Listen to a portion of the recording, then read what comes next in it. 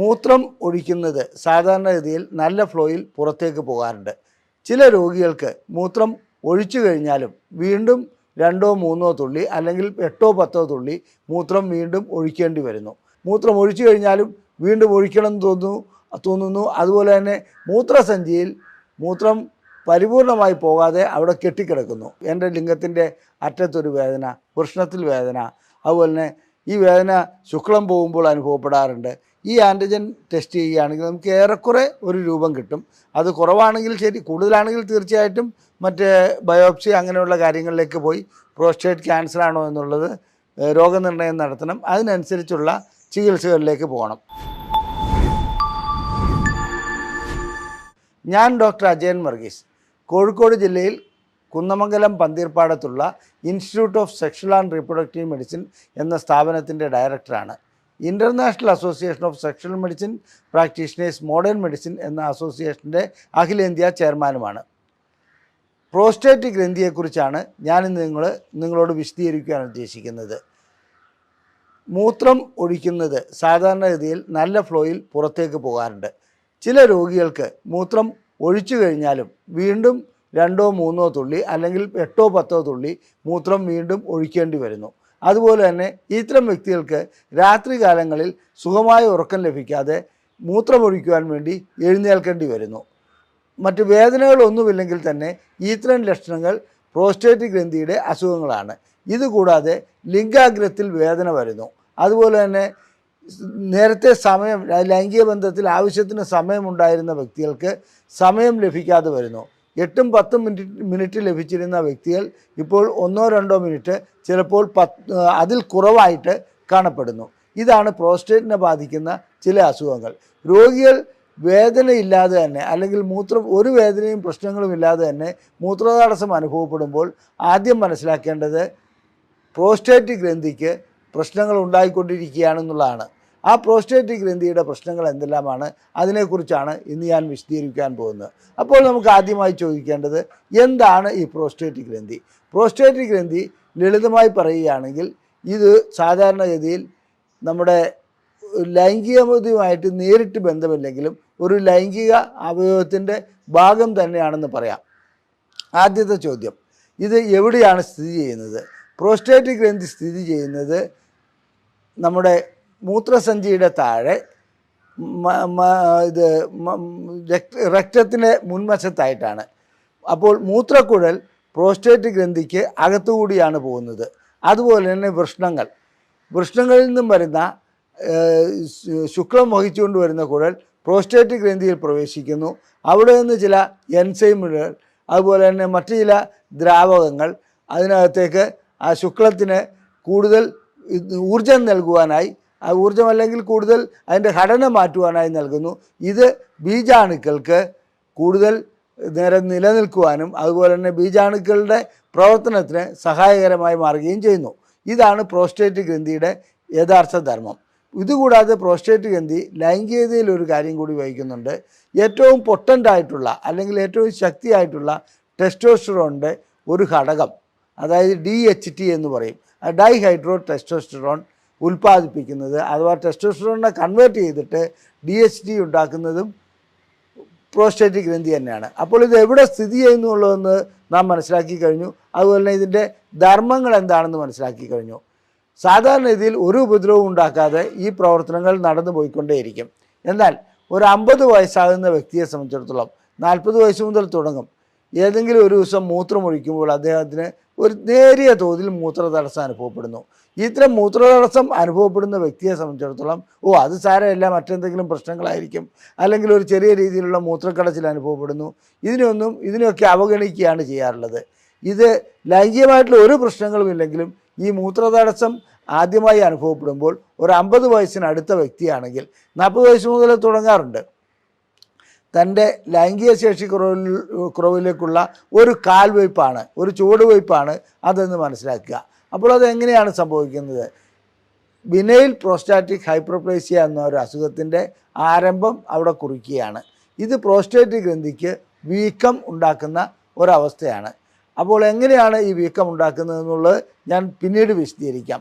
അതിനു മുമ്പ് നമുക്ക് പ്രോസ്റ്റേറ്റിനെ അഭിമുഖീകരിക്കുന്ന പ്രോസ്റ്റേറ്റിനെ ബാധിക്കുന്ന അസുഖങ്ങൾ എന്തെല്ലാമാണെന്നുള്ളത് നമുക്കൊന്ന് പരിശോധിച്ച് നോക്കാം. പ്രോസ്റ്റേറ്റിനെ ബാധിക്കുന്ന അസുഖങ്ങളിൽ ഒന്ന് പ്രോസ്റ്റാറ്റൈറ്റിസ്, അതായത് പ്രോസ്റ്റേറ്റിന് അണുബാധ ഉണ്ടാകുന്നു അല്ലെങ്കിൽ പ്രോസ്റ്റേറ്റിന് വീക്കമുണ്ടാകുന്നു, ഇത്തരം അസുഖങ്ങൾ. അടുത്തതായിട്ട് BPH, ബിനൈൻ പ്രോസ്റ്റാറ്റിക് ഹൈപ്പർപ്ലാസിയ എന്ന് പറഞ്ഞാൽ, ഈ ഹൈപ്പർപ്ലാസിയ എന്ന് പറഞ്ഞാൽ അതിന് ആ ഗ്രന്ഥി വളരുകയാണ്, പക്ഷേ അത് ക്യാൻസർ അല്ല. അപ്പോൾ വളരുന്നതോടുകൂടി എന്ത് സംഭവിക്കുന്നു വെച്ചാൽ ഇതിനകത്തുകൂടിയാണ് മൂത്രക്കുഴൽ പോകുന്നത്, ശുക്ലത്തിൻ്റെ കുഴലുകൾ അതിൽ കൂടെയാണ് പോകുന്നത്. അപ്പോൾ ആ കുഴലുകൾ ഇത് ഞെരിച്ചമർത്തുന്നു, അതുകൊണ്ട് വേണ്ടത്ര ഫ്ലോ ലഭിക്കാതെ വരുന്നു. മൂത്രം ഒഴിച്ചു കഴിഞ്ഞാലും വീണ്ടും ഒഴിക്കണം എന്ന് തോന്നുന്നു. അതുപോലെ തന്നെ മൂത്രസഞ്ചിയിൽ മൂത്രം പരിപൂർണമായി പോകാതെ അവിടെ കെട്ടിക്കിടക്കുന്നു. തന്മൂലം അണുബാധ മൂത്രസഞ്ചിയിൽ ഉണ്ടാകുന്നു. മൂത്രസഞ്ചിയുടെ ആ ഭിത്തികൾക്ക് ചിലപ്പോൾ തടിപ്പ് ഉണ്ടാകുന്ന ഒരവസ്ഥയിലേക്ക് വരെ അത് പോകുന്നു. ഇനി പ്രോസ്റ്റൈറ്റിസിന് മറ്റൊരിതുണ്ട്, അത് 3 തരത്തിലുണ്ട്. അത് അക്യൂട്ട് പ്രോസ്റ്റൈറ്റിസ് ഉണ്ട്, ക്രോണിക് പ്രോസ്റ്റൈറ്റിസ് ഉണ്ട്, അതുപോലെ തന്നെ CPPS എന്ന് പറയുന്ന വേറൊരു രൂപത്തിലുള്ള പ്രോസ്റ്റൈറ്റിസ് ഉണ്ട്. അതിന് അണുബാധയൊന്നും അവിടെ ഉണ്ടാകണമെന്നേ ഇല്ല, മറ്റേ രണ്ടും അണുബാധ ഉണ്ടാകുന്നതുകൊണ്ടാണ്. ഇനി അടുത്ത, അപ്പോൾ നമ്മൾ പ്രോസ്റ്റൈറ്റിസിനെ കുറിച്ച് പറഞ്ഞു തന്നു. ബിനൈൽ ഹൈപ്പർപ്ലാസിയ, അതായത് BPH, അത് സാധാരണ കണ്ടുവരുന്ന ഒരു അസുഖമാണ്, അർബുദമല്ല എന്ന് പറഞ്ഞു കഴിഞ്ഞു. ഇതുകൂടാതെ ശരിയായ ഒരു അർബുദ രോഗവും കൂടി പ്രോസ്റ്റേറ്റ് ഗ്രന്ഥിക്ക് ബാധിക്കാറുണ്ട്. അത് 3 തരത്തിലുണ്ട്. എന്നാലും ശരി, ആ തരങ്ങൾ എന്തെങ്കിലും ആവട്ടെ, അതിനെക്കുറിച്ച് ഞാൻ പിന്നീട് വിശദീകരിക്കാം. അത്തരം അർബുദം ബാധിക്കുകയാണെങ്കിൽ അതിന് ലൈംഗിക ശേഷിയെ മാത്രമല്ല ശരീരത്തിൻ്റെ മൊത്തം പ്രവർത്തനങ്ങളെ ബാധിക്കുന്ന രീതിയിലാണ് പ്രോസ്റ്റേറ്റിൻ്റെ അർബുദം ബാധിക്കുന്നത്. എന്നിരുന്നാലും ഈ അർബുദ രോഗം ചികിത്സിച്ച് മാറ്റാവുന്ന ഒരു അസുഖം മാത്രമാണ് ഇത്. പ്രോസ്റ്റേറ്റിനെ സംബന്ധിച്ചിടത്തോളം വളരെയധികം സ്പ്രെഡ് ചെയ്ത് അങ്ങനെ പ്രശ്നങ്ങൾ ഉണ്ടാക്കുന്ന ഒരു അർബുദ രോഗമല്ല. പ്രോസ്റ്റേറ്റ് ഗ്രന്ഥി മൂലമുണ്ടാകുന്ന അസുഖങ്ങൾ എങ്ങനെയാണ് ലൈംഗികതയെ ബാധിക്കുന്നത്, ഏതെല്ലാം തരത്തിലുള്ള ലൈംഗിക പ്രശ്നങ്ങളാണ് പ്രോസ്റ്റേറ്റ് ഗ്രന്ഥി മൂലം ഉണ്ടാകുന്നതെന്ന് നമുക്ക് പരിശോധിക്കാം. പ്രോസ്റ്റേറ്റ് ഗ്രന്ഥിക്ക് പ്രശ്നങ്ങൾ ഉണ്ടായിക്കഴിഞ്ഞാൽ ലൈംഗികമായിട്ടുള്ള ശേഷിക്കുറവുണ്ടാവും.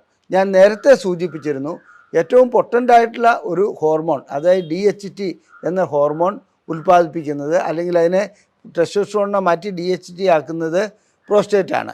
ആ പ്രോസ്റ്റേറ്റിൻ്റെ ആ പ്രവർത്തനം മന്ദീഭവിക്കുന്നതോടുകൂടി തീർച്ചയായിട്ടും ലൈംഗിക ശേഷിക്കുറവ് അനുഭവപ്പെടും.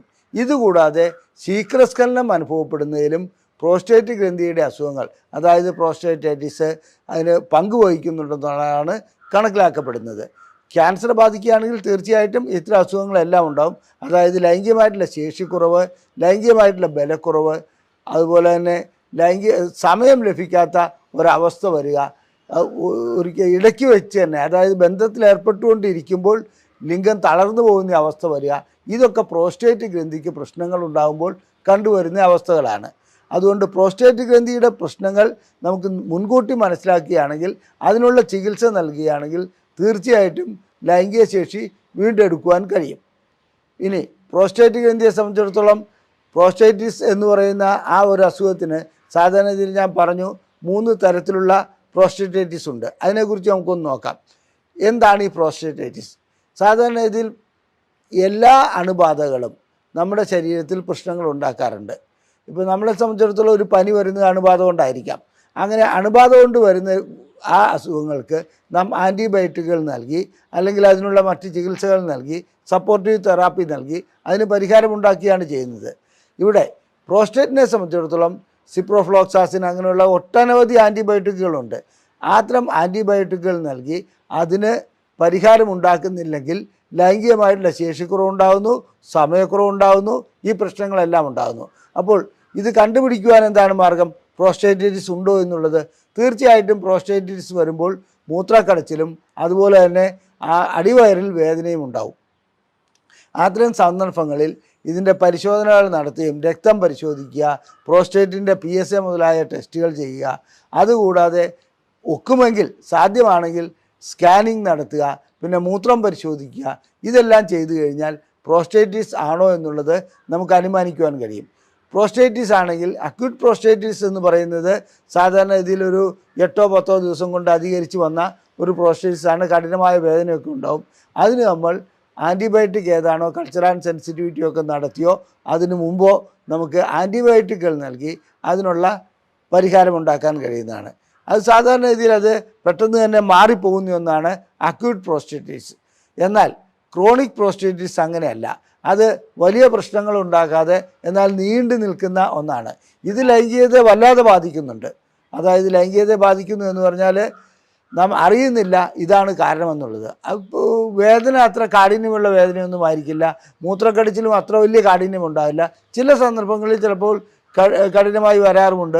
അത് വെള്ളം കുടിക്കുമ്പോഴും അത് മറ്റു രീതിയിലുള്ള ആൻറ്റിബയോട്ടിക്കുകളും ഒക്കെ ആൻറ്റിബയോട്ടിക്കുകൾ കൂടുതൽ കഴിക്കുകയും വെള്ളം കൂടുതൽ കുടിക്കുകയും ചെയ്യുകയാണെങ്കിൽ അത് ചിലപ്പോൾ മാറിപ്പോകാറുമുണ്ട്. വീണ്ടും അതേ രൂപത്തിൽ അത് വരികയും ചെയ്യുന്നു. ഇതാണ് ക്രോണിക് പ്രോസ്റ്റേറ്റിസ്. അതിന് നിരന്തരമായിട്ടുള്ള കണ്ടിന്യൂസ് ആയിട്ടുള്ള ചികിത്സ ആവശ്യമാണ്. ക്രോണിക് ആവട്ടെ അക്യൂട്ട് ആവട്ടെ ലൈംഗികമായിട്ടുള്ള ശേഷിക്കുറവ് സൃഷ്ടിക്കുന്നു. ലൈംഗികമായിട്ടുള്ള പ്രശ്നങ്ങൾ ശേഷിക്കുറവ് മാത്രമല്ല സമയക്കുറവ് സൃഷ്ടിക്കുന്നു. പിന്നെ ലൈംഗികതയോട് താല്പര്യമില്ലാതാക്കുന്ന ഒരവസ്ഥ കൂടി ഈ ക്രോണിക് പ്രോസ്റ്റേറ്റിസിന് ഉണ്ടാകാറുണ്ട്. അക്യൂട്ട് പ്രോസ്റ്റേറ്റിസിന് അത്രയും വരാറില്ല. അപ്പോൾ ഇതിനുള്ള പരിഹാര മാർഗം ഞാൻ പറഞ്ഞു തന്നു. വേണ്ട സമയത്ത്, അതായത് ഇത് കാണുന്ന സമയത്ത് തന്നെ തുടക്കത്തിൽ തന്നെ അതിൻ്റെ പരിശോധനകൾ നടത്തി വ്യക്തമായ ചികിത്സ നൽകുകയാണ് വേണ്ടത്.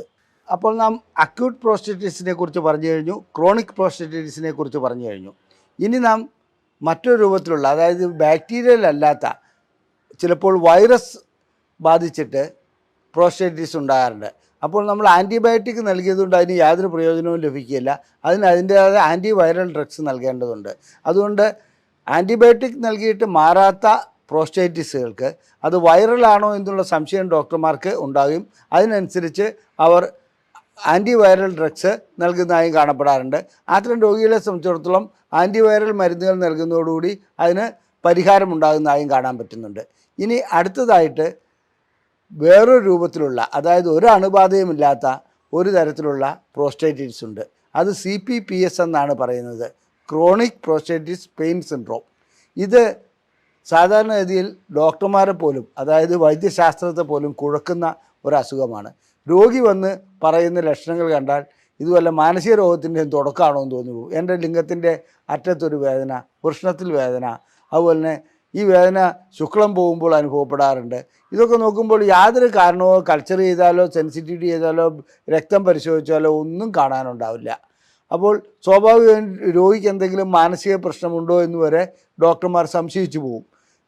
ഇത് CPPS എന്ന അസുഖം സാധാരണഗതിയിൽ അണുബാധ കൊണ്ടുണ്ടാകുന്നതേ അല്ല. അത് ഒരു ന്യൂറോ മസ്കുലാർ ഡിസോർഡറാണ്. അതായത് ഞരമ്പ് സംബന്ധമായതും ഹോർമോൺ സംബന്ധമായതും പേശികൾ സംബന്ധമായതുമായിട്ടുള്ള ഒരു അസുഖമാണ്. ആ അസുഖത്തിൻ്റെ കാരണം ഇതുവരെ കണ്ടുപിടിക്കപ്പെട്ടിട്ടില്ല. എന്നിരുന്നാലും ചില അനുമാനങ്ങളിലേക്ക് എത്താൻ കഴിഞ്ഞിട്ടുണ്ട്, അത്രമാത്രം. അപ്പോൾ ഇത് അനുഭവപ്പെടുന്ന വ്യക്തികളെ സംബന്ധിച്ചിടത്തോളം അവർ വളരെ നിരാശരായിരിക്കും. കാരണം എന്ന് വെച്ചിട്ടുണ്ടെങ്കിൽ അവർക്ക് ഇത് കാരണം കണ്ടുപിടിക്കാതെ 6 മാസം 8 മാസമായിട്ട് പല ഡോക്ടർമാരെ കാണിക്കും. ഓരോ ഡോക്ടർമാരെ മാറി മാറി കാണിക്കുന്നു. ആ മൂത്രം ഒഴിക്കുന്ന ഭാഗത്ത് വേദനയുണ്ട്, ലിംഗത്തിൻ്റെ അറ്റത്ത് വേദനയുണ്ട്, എൻ്റെ നട്ടലിലേക്ക് വേദന വ്യാപിക്കുന്നുണ്ട്, പിന്നെ മലദ്വാരത്തിലേക്ക് വേദന വ്യാപിക്കുന്നുണ്ട്. ഇതൊക്കെ രോഗികൾ പറയുമ്പോൾ ഡോക്ടർമാർക്ക് കാരണം കണ്ടുപിടിക്കാൻ കഴിയാത്തൊരവസ്ഥയിലേക്ക് പോകുന്ന അവസ്ഥയാണ് കാണുന്നത്.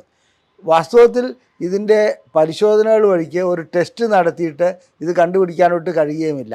CPPS ഇന്ന് ഒരു 5% രോഗികളിൽ കണ്ടുവരുന്ന ഒന്നാണ്.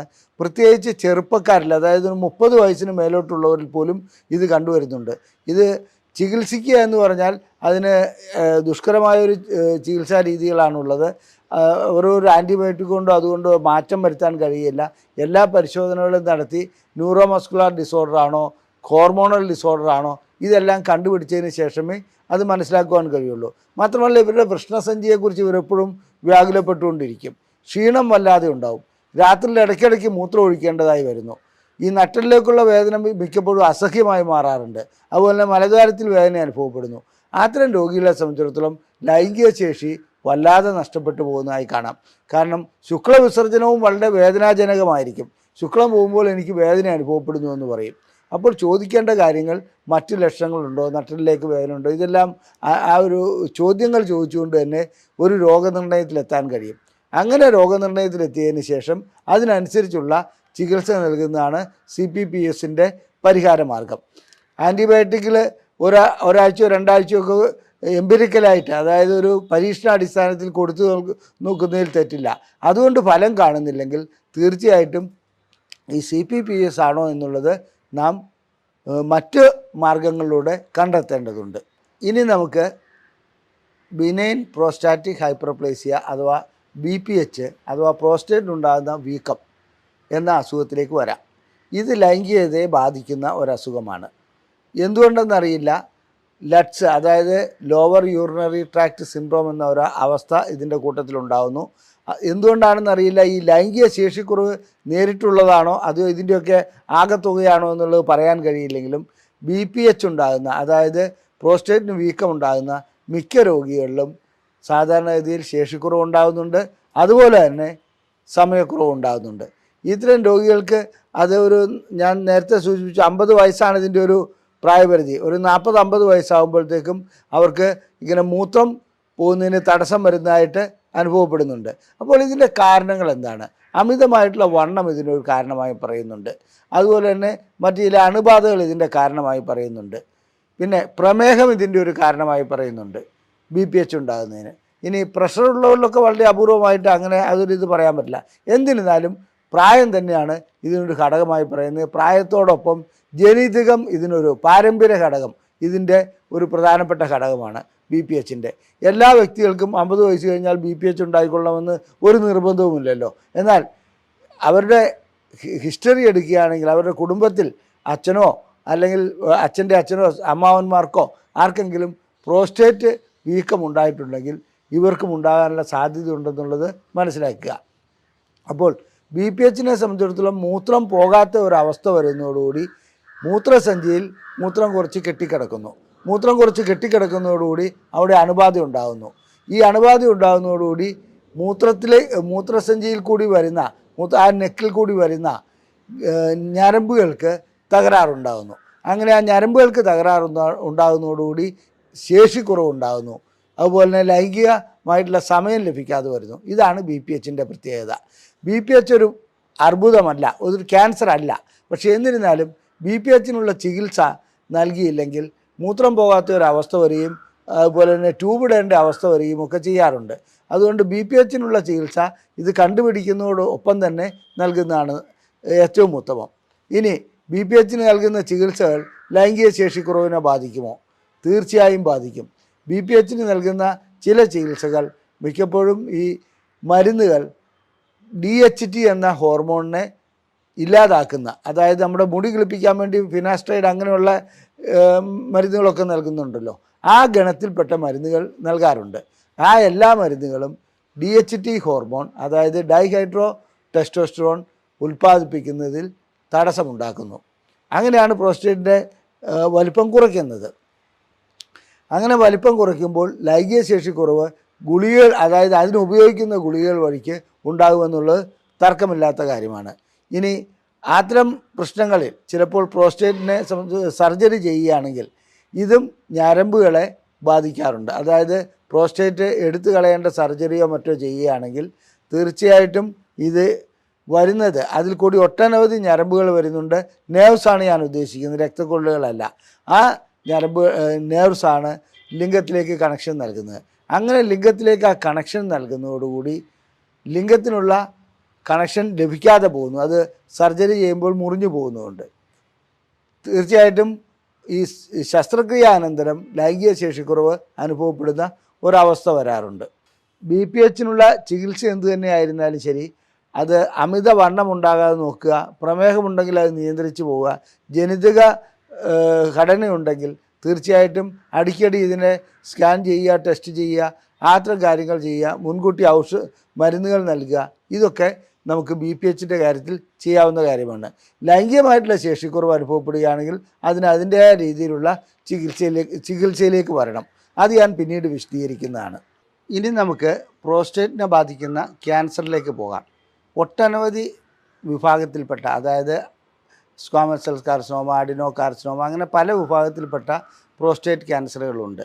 അതുപോലെ തന്നെ വളരെ പെട്ടെന്ന് സ്പ്രെഡ് ചെയ്യപ്പെടുന്ന പ്രോസ്റ്റേറ്റ് ക്യാൻസറുണ്ട്, സാവധാനം സ്പ്രെഡ് ചെയ്യപ്പെടുന്ന പ്രോസ്റ്റേറ്റ് ക്യാൻസറുണ്ട്. പ്രോസ്റ്റേറ്റ് ക്യാൻസർ വരുമ്പോൾ BPHൻ്റെതായ തുടക്കത്തിലുള്ള എല്ലാ ലക്ഷണങ്ങളും ഉണ്ടാവും. കാരണം മൂത്രമൊഴിക്കുന്നതിന് തടസ്സം ഉണ്ടാവും, അതുപോലെ തന്നെ ലൈംഗിക ശേഷി കുറവ് അനുഭവപ്പെടും. ഇതുകൂടാതെ വേദന ചില ഭാഗങ്ങളിൽ നിന്ന് വരും. പിന്നെ രാത്രിയിൽ എഴുന്നേറ്റ് ഇടയ്ക്കിടയ്ക്ക് മൂത്രമൊഴിക്കേണ്ടതായി വരും. ഇങ്ങനെയുള്ള അവസ്ഥകൾ BPHനുണ്ടാകുന്ന അതേ അവസ്ഥകൾ തന്നെ ഈ ക്യാൻസറിനും ഉണ്ടാകും. അതുകൊണ്ട് പ്രോസ്റ്റേറ്റ് ക്യാൻസർ ആണോ എന്ന് അറിയുവാൻ ഒരു പ്രധാനപ്പെട്ട ടെസ്റ്റുണ്ട്, PSA, അതായത് പ്രോസ്റ്റേറ്റ് സ്പെസിഫിക് ആൻറ്റിജൻ. ഈ ആൻറ്റിജൻ ടെസ്റ്റ് ചെയ്യുകയാണെങ്കിൽ നമുക്ക് ഏറെക്കുറെ ഒരു രൂപം കിട്ടും. അത് കുറവാണെങ്കിൽ ശരി, കൂടുതലാണെങ്കിൽ തീർച്ചയായിട്ടും മറ്റ് ബയോപ്സി അങ്ങനെയുള്ള കാര്യങ്ങളിലേക്ക് പോയി പ്രോസ്റ്റേറ്റ് ക്യാൻസർ ആണോ എന്നുള്ളത് രോഗനിർണയം നടത്തണം. അതിനനുസരിച്ചുള്ള ചികിത്സകളിലേക്ക് പോകണം. ഞാൻ പറഞ്ഞു പ്രോസ്റ്റേറ്റ് ക്യാൻസർ തീർച്ചയായിട്ടും മറ്റ് ലിവറിന് ബാധിക്കുന്ന ക്യാൻസർ പോലെ അത്ര അപകടകാരിയല്ല എന്ന് ചികിത്സിച്ച് മാറ്റാൻ കഴിയുന്നതാണ്. എന്നിരുന്നാലും ഇത് ലൈംഗികതയെ സാരമായി ബാധിക്കുന്നുണ്ട്. ചികിത്സാനന്തരം ചിലപ്പോൾ ലൈംഗിക ശേഷി വീണ്ടെടുക്കാൻ കഴിയാത്ത അവസ്ഥയിലേക്കും അത് പോകാറുണ്ട്. കാരണം പ്രോസ്റ്റേറ്റിനുള്ള ചികിത്സയിൽ 3 തരത്തിലുള്ള, പ്രോസ്റ്റേറ്റ് ക്യാൻസറിനുള്ള ചികിത്സയിൽ 3 തരത്തിലുള്ള ചികിത്സയാണ് ചെയ്യാറുള്ളത്. 1 സർജറി ചെയ്യുന്നു, 2 കീമോതെറാപ്പി ചെയ്യുന്നു, 3 റേഡിയേഷൻ ചെയ്യുന്നു. ഈ സർജറി ചെയ്യുന്നതോടുകൂടി അവിടെയുള്ള ഞരമ്പുകൾക്കെല്ലാം തന്നെ പ്രശ്നങ്ങളുണ്ടാകുന്നു, ഞരമ്പുകൾ മുറിഞ്ഞു പോകുന്നു. അത് ഞാൻ നേരത്തെ സൂചിപ്പിച്ചിരുന്നു. അതുകൊണ്ട് തന്നെ ലൈംഗിക ശേഷിക്കുറവ് അനുഭവപ്പെടുന്നതായി കാണാം. ഇന്ന് റോബോട്ടിക് സർജറിയൊക്കെ നിലവിൽ വന്നിട്ടുണ്ട്. എന്നിരുന്നാലും ഞരമ്പുകൾക്ക് ക്ഷതമേക്കാതെ ഇത് മാത്രമായി, അതായത് പ്രോസ്റ്റേറ്റിനെ മാത്രമായി നീക്കം ചെയ്യുന്ന ഒരു ശസ്ത്രക്രിയ പരിപൂർണമായി വിജയിച്ചിട്ടില്ല. എന്നാലും വിദഗ്ധമായ ചില സമ്പ്രദായങ്ങൾ ഇന്ന് നിലവിൽ വന്നിട്ടുണ്ട്. പ്രോസ്റ്റേറ്റ് രോഗികളെ സംബന്ധിച്ചിടത്തോളം അവരുടെ ലൈംഗികത നഷ്ടപ്പെടുത്താതെ അതായത് സർജറി ചെയ്യുന്ന ചില മെത്തേഡുകൾ, ചില രീതികൾ റോബോട്ട്സിൻ്റെ സഹായത്തോടു കൂടി ഇന്ന് നിലവിൽ വന്നിട്ടുണ്ട്. അത് അത്രത്തോളം അങ്ങ് വിജയിച്ചിട്ടില്ലെങ്കിൽ കൂടി ഇത് നമുക്കൊരു ഭാവിയിലൊരു അത് പ്രതീക്ഷിക്കാവുന്ന കാര്യമാണ്. നമുക്കൊരു വാഗ്ദാനമാണ് നൽകുന്നുണ്ടത്. ഇനി അടുത്തത് റേഡിയേഷൻ തെറാപ്പിയാണ്. ഈ റേഡിയേഷൻ തെറാപ്പി നൽകുന്നതോടുകൂടി തീർച്ചയായിട്ടും അതിനോടനുബന്ധിച്ചുള്ള ഞരമ്പുകൾക്കും മറ്റ് അവയവങ്ങൾക്കും, അതായത് അതിനോടനുബന്ധിച്ചുള്ള ബ്ലാഡർ, റെക്ടം, ഇതിനൊക്കെ ചിലപ്പോൾ പ്രശ്നങ്ങൾ ഉണ്ടാകാറുണ്ട്. സ്പെസിഫിക്കായിട്ട് നൽകുകയാണെങ്കിൽ അങ്ങനെ ഉണ്ടാകാറില്ലെങ്കിൽ കൂടി ഇത് പ്രശ്നമുള്ള ഒരു കാര്യമാണ്. ഇനി റേഡിയേഷൻ തെറാപ്പി കൊണ്ട് തീർച്ചയായിട്ടും ഇതൊക്കെ കൊണ്ട് തന്നെ ഈ ഞരമ്പുകളെ ബാധിക്കുന്നതുകൊണ്ട് തന്നെ, അതുപോലെ തന്നെ പ്രോസ്റ്റേറ്റിന് റേഡിയേഷൻ നൽകുന്നതോടുകൂടി വൃഷ്ണങ്ങൾക്ക് ടെസ്റ്റോസ്റ്ററോൺ ഉൽപ്പാദിപ്പിക്കാനുള്ള കഴിവില്ലാതാകുന്നു, അത് ചുരുങ്ങിപ്പോകുന്നു. ഇത്തരം അവസ്ഥകളൊക്കെ ഉണ്ടാകാറുണ്ട്. അപ്പോൾ റേഡിയേഷൻ ചികിത്സ നൽകുന്നതോടുകൂടി ലൈംഗിക ശേഷി നഷ്ടപ്പെടുന്നത് പ്രോസ്റ്റേറ്റ് ക്യാൻസറിൻ്റെ കാര്യത്തിൽ സ്വാഭാവികമാണ്. ഇനി കെമിക്കൽ തെറാപ്പി, അതായത് കീമോതെറാപ്പി നൽകുന്നതോടുകൂടി പ്രോസ്റ്റേറ്റിൻ്റെ പ്രശ്നങ്ങൾ ഒരു പരിധിവരെ പരിഹരിക്കാൻ കഴിയുന്നുണ്ട്. ഇത് 3 ചികിത്സയും ചിലപ്പോൾ നടത്തേണ്ടി വരാറുണ്ട്. എന്നാൽ കീമോതെറാപ്പിക്കുമുള്ള പ്രശ്നം ഇത് തന്നെയാണ്, ലൈംഗിക ശേഷിക്കുറവ് അതിൻ്റെ കൂടപ്പിറപ്പാണ്. കാരണം ഈ നൽകുന്ന മരുന്നുകൾ തീർച്ചയായിട്ടും ടെസ്റ്റോസ്റ്ററോൺ ഉൽപ്പാദനത്തെ ബാധിക്കാറുണ്ട്, അതുപോലെ തന്നെ ശരീരത്തിൻ്റെ മറ്റവസ്ഥകളെ ബാധിക്കാറുണ്ട്, ശാരീരികമായ ക്ഷീണമുണ്ടാക്കാറുണ്ട്. ഇതെല്ലാം കഴിയുന്നതോടുകൂടി ലൈംഗികമായിട്ടുള്ള ശേഷിക്കുറവ് അനുഭവപ്പെടും. അപ്പോൾ പ്രോസ്റ്റേറ്റ് ക്യാൻസറിന് ഓപ്പറേഷൻ ചെയ്താലും ശരി, റേഡിയോതെറാപ്പി ചെയ്താലും ശരി, കീമോതെറാപ്പി ചെയ്താലും ശരി, ലൈംഗികമായിട്ടുള്ള ശേഷിക്കുറവ് അവിടെ ഉടലെടുക്കുന്നുണ്ട്.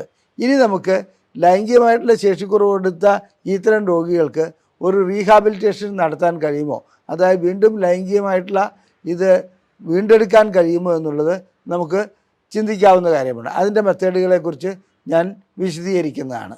ഈ കൂട്ടത്തിൽ തന്നെ പ്രോസ്റ്റേറ്റിൻ്റെ ക്യാൻസറിനുള്ള ഒരു ചികിത്സയിൽ, അല്ലെങ്കിൽ BPHനൊക്കെയുള്ള ചികിത്സയിൽ ADT എന്ന ഒരു ചികിത്സാ സമ്പ്രദായമുണ്ട്, ആൻറ്റിജൻ ഡിപ്രിസിയേഷൻ തെറാപ്പി. ഒന്നുമില്ല, ടെസ്റ്റോസ്റ്ററോണിൻ്റെ അളവ് കുറയ്ക്കുകയാണ് അത് ചെയ്യുന്നത്. അപ്പോൾ അങ്ങനെ അളവ് കുറയ്ക്കുന്നതുകൊണ്ട് പ്രോസ്റ്റേറ്റിൻ്റെ വലിപ്പം കുറയുന്നു. ആ രീതിയിലുള്ള ഒരു ചികിത്സാ മാർഗം ഉപയോഗിക്കാറുണ്ട്. ദൗർഭാഗ്യകരമെന്ന് പറയട്ടെ, ആ ചികിത്സ വഴിക്ക് ലൈംഗിക ശേഷി പരിപൂർണമായും നഷ്ടപ്പെടുന്നതായും കണ്ടുവരുന്നുണ്ട്. കാരണം ടെസ്റ്റോസ്റ്ററോൺ ലൈംഗികതയ്ക്ക് അത്യാവശ്യ ഘടകമാണ്. എന്നാൽ ഒരു വ്യക്തിയുടെ ജീവൻ രക്ഷിക്കുവാനും മറ്റു കാര്യങ്ങൾക്കും ഇത് വളരെയധികം ഉപകാരപ്പെടുന്ന ഒരു സംഭവമാണ്. ഇനി നമുക്ക് പ്രോസ്റ്റേറ്റ് രോഗങ്ങളുള്ളവർക്ക് എന്തെല്ലാം ചികിത്സകളാണ് നൽകുന്നത്, അതുപോലെ തന്നെ അതിന് ഏതെല്ലാം മാർഗങ്ങളിലേക്കാണ് പോകുന്നത്, അവർക്ക് ലൈംഗികമായിട്ടുള്ള അവരുടെ പ്രശ്നങ്ങൾ വീണ്ടെടുക്കാൻ കഴിയുമോ എന്നുള്ളതാണ്. ഞാൻ തുടക്കത്തിൽ സൂചിപ്പിച്ചു, സാധാരണ രീതിയിലുള്ള പ്രോസ്റ്റേറ്റിസ് ആണെങ്കിൽ അതിന് ആൻറ്റിബയോട്ടിക്കുകൾ കൊണ്ട് ചികിത്സ നടത്താം. അതുപോലെ തന്നെ മറ്റു രീതിയിലുള്ള ക്രോണിക് പ്രോസ്റ്റേറ്റിസ് ആണെങ്കിൽ അതിൻ്റേതായ പരിശോധനകൾ നടത്തി ഏതാണോ റെസിസ്റ്റൻ്റ് ആയിട്ടുള്ള ബാക്ടീരിയ അല്ലെങ്കിൽ അണു എന്നുള്ളത് കണ്ടുപിടിച്ചിട്ട് അതിനുള്ള ചികിത്സകൾ നടത്താൻ കഴിയും. ഈ രണ്ട് പ്രശ്നങ്ങൾക്കും ആൻറ്റിബയോട്ടിക് കൊണ്ടുള്ള ചികിത്സ മാത്രമേ സാധ്യമാകുന്നുള്ളൂ, അതിൻ്റെ ആവശ്യമേ ഉള്ളൂ. ഇനി അടുത്തത് CPPS എന്നുള്ള രോഗം ഡോക്ടർമാരെ കൊടുക്കുന്നതെന്നാണെന്ന് ഞാൻ പറഞ്ഞു. അതിനെ സംബന്ധിച്ചിടത്തോളം അതിൻ്റേതായ ചികിത്സ പല രൂപത്തിലുണ്ട്. അത് അല്പം കോംപ്ലിക്കേറ്റഡ് ആണ്. അതുകൊണ്ട് ഞാനിവിടെ അത് കൂടുതലായി വിശദീകരിക്കുവാൻ നിൽക്കുന്നില്ല. ഇനി BPH നൽകുന്നത് തീർച്ചയായിട്ടും ടെസ്റ്റോസ്റ്ററോൺ ലെവൽ കുറയ്ക്കുന്ന ചില മരുന്നുകളാണ്. ആ മരുന്നുകളെല്ലാം തന്നെ ലൈംഗിക ശേഷിക്കുറവ് ഉണ്ടാക്കുന്നതാണ്. എന്നിരുന്നാലും താൽക്കാലികമായി ലൈംഗിക ശേഷിക്കുറവ് ഉണ്ടാക്കുന്നുണ്ടെങ്കിൽ കൂടി പ്രശ്നം പരിഹരിക്കേണ്ടതുണ്ടല്ലോ. അതുകൊണ്ട് പ്രോസ്റ്റേറ്റ് രോഗം വരാതെ നോക്കുക എന്നുള്ളതാണ് ഏറ്റവും നല്ല കാര്യമെന്ന് ഇവിടെ സൂചിപ്പിക്കട്ടെ, BPH മറ്റും. ഇനി അതിനുശേഷം പ്രോസ്റ്റേറ്റ് ക്യാൻസർ വന്നു കഴിഞ്ഞാൽ തീർച്ചയായിട്ടും ചിലപ്പോൾ പ്രോസ്റ്റേറ്റ് ഗ്രന്ഥി നീക്കം ചെയ്യേണ്ടി വരാറുണ്ട്. അല്ലെങ്കിൽ റേഡിയോ തെറാപ്പി ചെയ്യുന്നു, കീമോതെറാപ്പി ചെയ്യുന്നു. ഇതെല്ലാം കഴിഞ്ഞു വരുന്ന ഒരു രോഗിക്ക് ലൈംഗികമായിട്ടുള്ള ചികിത്സ നൽകി അവർക്ക് വീണ്ടും ഉത്തേജനം ഉണ്ടാക്കാൻ കഴിയുമോ എന്നുള്ളതാണ് ചോദിക്കുന്നത്. അതിനിടയ്ക്ക് ഈ സർജറിയൊക്കെ ചെയ്തു കഴിഞ്ഞാൽ സാധാരണ ഇതിൽ മൂത്രം പോകുമ്പോൾ അതായത് ഉള്ള തടസ്സമൊക്കെ നീങ്ങിക്കിട്ടുമെങ്കിലും ശുക്ലവിസർജനത്തിൽ ശുക്ലം ചിലപ്പോൾ ലിംഗത്തിൽ കൂടി പുറത്തേക്ക് വരാതെ യൂറിനറി ബ്ലാഡറിലേക്ക് അഥവാ മൂത്രസഞ്ചിയിലേക്ക് തിരിച്ചു പോകുന്ന ഒരവസ്ഥ വരാറുണ്ട്. അതിന് റിട്രോഗ്രേഡ് ഇജാക്കുലേഷൻ എന്നാണ് പറയുന്നത്. അതായത് അവർക്ക് ഡ്രൈ ഓർഗാസമാണ് ഉണ്ടാകുക. അവരെ സംബന്ധിച്ചിടത്തോളം ശുക്ലം പുറത്തേക്ക് പോകുമ്പോൾ അവർക്ക് അനുഭൂതി ലഭിക്കും, പക്ഷേ ശുക്ലം ഒട്ടും പുറത്തേക്ക് വരില്ല, അത് നേരെ മൂത്രസഞ്ചിയിലേക്ക് പോകുന്നു. അത് ശസ്ത്രക്രിയ ചെയ്തതിന് ശേഷം കൂടുതലായി കാണപ്പെടുന്നുണ്ട്. അതിനുള്ള പരിഹാര മാർഗം അത്ര എളുപ്പമുള്ളതല്ല. ഇനി മറ്റൊരു കാര്യം, ഇത് മൂത്രം പരിശോധിക്കുകയാണെങ്കിൽ ഇതിനകത്ത് ശുക്ലം വന്നിട്ടോ ബീജാണുക്കളുണ്ടോ എന്ന് നോക്കി അത് നമുക്ക് മനസ്സിലാക്കുവാൻ കഴിയാറുണ്ട്. ഇനി ഈ ശസ്ത്രക്രിയ ചെയ്ത വ്യക്തികൾക്ക്, അതായത് റേഡിയോ തെറാപ്പി ചെയ്ത വ്യക്തികൾക്ക് അല്ലെങ്കിൽ കീമോതെറാപ്പി ചെയ്ത വ്യക്തികൾക്ക് വീണ്ടും ലൈംഗിക ജീവിതം ആസ്വദിക്കാൻ കഴിയുമോ എന്നുള്ളത് ഒരു പ്രധാനപ്പെട്ട ചോദ്യമാണ്. അതിന് ചിലരെ സംബന്ധിച്ചിടത്തോളം അതായത് PD5 ഇൻഹിബിറ്റേഴ്സ്, അതായത് വയാഗ്ര പോലെയുള്ള ഗുളികകൾ ഫലം ചെയ്ത് കാണുന്നുണ്ട്, വളരെ അപൂർവമാണെങ്കിൽ കൂടി. എന്നാൽ ചിലർക്ക് ഇൻട്രാകാവേണസ് ഇഞ്ചക്ഷൻ, ലിംഗത്തിലേക്ക് ഒരു ഇഞ്ചക്ഷൻ വയ്ക്കുന്നുണ്ട്. 3 ഘടകങ്ങളടങ്ങിയ ഒരു ഇഞ്ചക്ഷനാണത്. അത് വയ്ക്കുന്നതോടുകൂടി അവർക്ക് ലിംഗം ഉയർന്നു വരുന്നതായി കാണുന്നുണ്ട്. എന്നിരുന്നാലും കൂടുതലായും ഇത്തരം വ്യക്തികൾക്ക് ഇംപ്ലാന്റ് ശസ്ത്രക്രിയ ചെയ്യുന്നതാണ് നന്നായി കാണുന്നത്, അത് പ്രയോജനം ലഭിക്കുന്നതായി കാണുന്നത്. അതല്ലാതെ മറ്റു മാർഗങ്ങൾ അതിനകത്തില്ല. ഞാനിവിടെ വിശദീകരിച്ചത് പ്രോസ്റ്റേറ്റ് ഗ്രന്ഥിയും അതിനെ ബാധിക്കുന്ന അസുഖങ്ങളും അതെങ്ങനെ ലൈംഗികതയെ ബാധിക്കുന്നു എന്നുള്ളതുമാണ്. നിങ്ങൾക്ക് ലൈംഗികമായിട്ടുള്ള ഏതെങ്കിലും അസുഖമോ പ്രശ്നങ്ങളോ ഉണ്ടെങ്കിൽ ഞങ്ങളതിനുള്ള ചികിത്സ നൽകുന്നുണ്ട്. ഏത് രൂപത്തിലുള്ളതാകട്ടെ, ശേഷിക്കുറവാവട്ടെ, സമയക്കുറവാകട്ടെ, ലിംഗത്തിൻ്റെ മറ്റ് പ്രശ്നങ്ങളാവട്ടെ, ലിംഗത്തിൽ അനുഭവപ്പെടുന്ന വേദനയാകട്ടെ, ഇതിനെല്ലാമുള്ള ചികിത്സ ഞങ്ങൾ നൽകുന്നുണ്ട്. സ്ത്രീകൾക്കാകട്ടെ പുരുഷന്മാർക്കാകട്ടെ ലൈംഗികമായിട്ടുള്ള എന്ത് പ്രശ്നമാകട്ടെ അതിനുള്ള ചികിത്സ നൽകുന്ന ഒരു സ്ഥാപനമാണ് ISRM. കോഴിക്കോട് ജില്ലയിൽ കുന്ദമംഗലം പന്തീർപ്പാടത്താണ് ഇത് സ്ഥിതി ചെയ്യുന്നത്. ഞങ്ങളുടെ നമ്പർ ഇവിടെ നൽകിയിട്ടുണ്ട്. അതിൽ നിങ്ങൾക്ക് ഫോൺ ചെയ്ത് ബുക്ക് ചെയ്യാവുന്നതാണ്. എന്തെങ്കിലും പ്രശ്നങ്ങൾ അറിയുവാനാണെങ്കിൽ, എന്തെങ്കിലും സംശയങ്ങൾ ചോദിക്കുവാനാണെങ്കിൽ അതിൽ വാട്സപ്പ് ചെയ്യുകയാണെങ്കിൽ ഞങ്ങളതിന് 1-2 ദിവസത്തിനുള്ളിൽ മറുപടി നൽകുന്നതാണ്. ഇത്തരം ചികിത്സകൾ മറച്ചു വയ്ക്കേണ്ട ഒന്നല്ല. ലൈംഗികമായിട്ടുള്ള പ്രശ്നങ്ങൾ വരുമ്പോൾ സ്വാഭാവികമായിട്ടും ആളുകൾ ജാള്യത മൂലം അത് മറച്ചു വയ്ക്കാറുണ്ട്. അത് പ്രശ്നങ്ങൾ കൂടുതൽ വഷളാക്കുകയുള്ളൂ. മാത്രമല്ല, തുടക്കത്തിൽ കാണുന്ന ആ അത്തരം പ്രശ്നങ്ങൾ, ശേഷിക്കുറവ്, സമയമില്ലായ്മ, ഇത്തരം പ്രശ്നങ്ങൾ അനുഭവപ്പെടുമ്പോൾ തന്നെ അതിന് ചികിത്സ നൽകുകയാണെങ്കിൽ നമുക്ക് പ്രോസ്റ്റേറ്റ് ഗ്രന്ഥിയെ മാത്രമല്ല അതുപോലെ തന്നെ അത് പടർന്നു പിടിച്ച് മറ്റ് അസുഖങ്ങളിലേക്ക് പോകുന്നതിനെ കൂടി തടയാൻ കഴിയുമെന്നുള്ളത് ഞാനിവിടെ സൂചിപ്പിച്ചു കൊള്ളട്ടെ. നന്ദി, നമസ്കാരം.